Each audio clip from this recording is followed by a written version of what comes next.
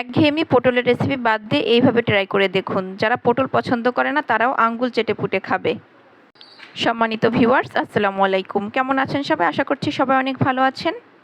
দেশে এবং প্রবাসে যে যেখান থেকে আমার ভিডিওটি দেখছেন তাদের সবাইকে জানাই আমার আন্তরিক শুভেচ্ছা এবং অভিনন্দন। যারা পটল পছন্দ করে না এই রেসিপিটা বিশেষ করে তাদের জন্য। এই রেসিপিটা খাওয়ার পর কেউ আর বলতে পারবে না যে পটল আমার অপছন্দের খাবার। এই রেসিপিটা বানানোর পরে আমি আমার হাজব্যান্ডকে খেতে দিয়ে বলেছি, বলেন তো এটা কী খাচ্ছেন? সে বলতেছে যে মুখি কচু কোনোভাবে ভর্তা করেছো হয়তো। মানে এতটাই মজার হয়েছে, সে বুঝতেই পারছিল না যে এটা আমি কী রান্না করেছি। তো যাই হোক, এখানে আমি কয়েকটা পটল নিয়ে নিয়েছি। এখন পটলের খোসা ছাড়িয়ে এগুলোকে আমি কিউব করে কেটে নিব। তারপরে কেটে পরিষ্কার করে ধুয়ে নিয়েছিলাম। তারপর চুলায় আমি একটা প্যান বসিয়ে দিয়েছি, আর প্যানের ভিতর পরিষ্কার করে রাখা পটলগুলো দিয়ে দিচ্ছি। আমি কাটাটা আপনাদের দেখাইনি, আপনারা এইভাবে কেটে নেবেন। তারপর এর ভিতরে পরিমাণ মতো পানি দিয়ে দিচ্ছি সিদ্ধ করার জন্য। খুব বেশি পানি দেওয়া যাবে না, এমন পরিমাণে পানি দিতে হবে যাতে সিদ্ধ হতে হতে পানিটা শুকিয়ে যায়। ঢাকনা দিয়ে ঢেকে আমি এটাকে রান্না করে নিচ্ছি 3-4 মিনিটের মতো। তো 4 মিনিট পরে ঢাকনা খুলে নিয়েছি। এখন এটা হালকা একটু সিদ্ধ হয়ে গিয়েছে। এই পর্যায়ে আমি এর ভিতর অ্যাড করে দিচ্ছি মুসুরির ডাল। এখানে আমি পরিমাণ মতো মুসুরির ডাল নিয়েছি। তারপর আমি এটাকে একটু নেড়েচেড়ে মিক্স করে দিচ্ছি। আর মুসুরির ডাল এভাবে একটু দেরিতে দিতে হবে যাতে করে খুব বেশি সিদ্ধ না হয়ে যায়। একদম গলে গেলে কিন্তু এটা খেতে ভালো লাগবে না। এখন ঢাকনা দিয়ে ঢেকে আমি পানিটাকে শুকিয়ে নিচ্ছি। তো দেখুন পানিটা শুকিয়ে গেছে, আর ডালটাও কিন্তু একদম ভালোভাবে সিদ্ধ হয়নি। তো এইভাবেই সিদ্ধ করে নিতে হবে, একদম গলানো যাবে না। অন্যদিকে পটলটাও বেশ ভালো মতো সিদ্ধ হয়ে গেছে। এখন আমি একটা ব্লেন্ডার জারের ভিতরে এগুলোকে নিয়ে নিয়েছি। তারপর এগুলোকে আমি ব্লেন্ড করে নিব। ব্লেন্ড করে নিয়েছি, আর দেখতেই পাচ্ছেন আমি একটু মিহি করে ব্লেন্ড করেছি। এখন চুলায় আমি আবারও একটা কড়াই বসিয়ে দিয়েছি, আর তার ভিতরে আমি দিয়ে দিচ্ছি সরিষার তেল 2 টেবিল চামচ।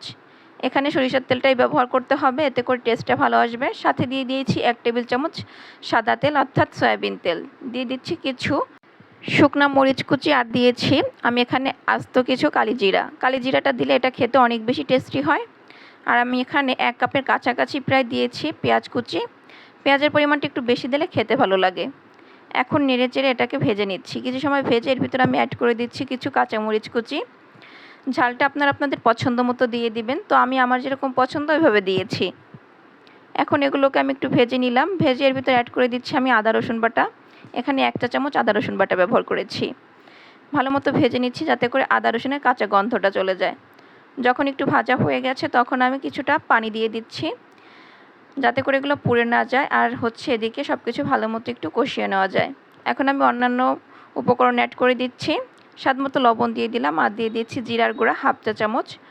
হলুদের গুঁড়া দিয়ে দিচ্ছি 1/3 টিস্পুন, খুব বেশি ব্যবহার করার দরকার নেই। এখন নেড়েচেড়ে মিক্স করে এগুলোকে আমি একটু বেশ ভালো মতো কষিয়ে নিচ্ছি যতক্ষণ না উপরে তেল ভেসে আসছে।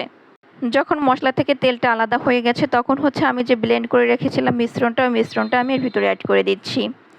দিয়ে নেড়েচেড়ে মিক্স করে দিচ্ছি। এই পর্যায়ে আমি চুলার জাল মিডিয়াম টু লো হিটে রেখেছি। খুব বেশি জোরে জাল দেওয়া যাবে না, তাতে করে নিচের দিকে পোড়া লেগে যেতে পারে। পোড়া লাগলে খেতে ভালো লাগবে না, একটা কটু গন্ধ চলে আসবে। আর অনবরত নেড়েচেড়েই কিন্তু এই ভর্তাটা করে নিতে হবে। এটা খেতে কিন্তু অনেক বেশি টেস্টি হয়ে থাকে, অবশ্যই কিন্তু বাসায় একবার ট্রাই করবেন। তো বেশ কিছু সময় নাড়তে চাড়তে দেখুন অনেকটাই শুকনা শুকনা হয়ে আসছে। তো আমি আরও শুকনা করে নিব। যতটা সম্ভব এর পানিটা কষিয়ে টানিয়ে নিতে হবে, তাতে করে কিন্তু এর টেস্টটা ভালো আসবে। আমি বেশ কিছু সময় নিয়ে এটাকে রান্না করে নিয়েছি, আর দেখতেই পাচ্ছেন এটা এখন কড়াই থেকে আলাদা হয়ে যাচ্ছে। এই পর্যায়ে বুঝতে হবে যে ভর্তাটা একদম রেডি। এখন আমি এটাকে সার্ভ করে নিচ্ছি। মাশাআল্লাহ, দেখতেই পাচ্ছেন এটা দেখতে যেমন সুন্দর হয়েছে, খেতে কিন্তু অনেক বেশি লোভনীয় ছিল। এইভাবে পটলের রেসিপি তৈরি করে আপনি যদি কাউকে না বলেন যে আপনি কী রান্না করেছেন, কেউ কিন্তু বুঝতেই পারবেন আপনি কী রান্না করেছেন। আজকের এই স্পেশাল পটলের ভর্তা রেসিপিটা আপনাদের কাছে কেমন লেগেছে অবশ্যই কিন্তু কমেন্ট করে জানাবেন। ভালো লাগলে অবশ্যই লাইক কমেন্ট শেয়ার করে পাশে থাকবেন। এরকম নিত্য নতুন মজার মজার ভিডিও পেতে আমার পেজ ফলো করতে পারেন, আর চ্যানেল সাবস্ক্রাইব করতে পারেন। সবাই ভালো থাকবেন, সুস্থ থাকবেন। আজকের মতো এখানেই বিদায় নিচ্ছি। দেখা হবে নতুন কোনো ভিডিও নিয়ে।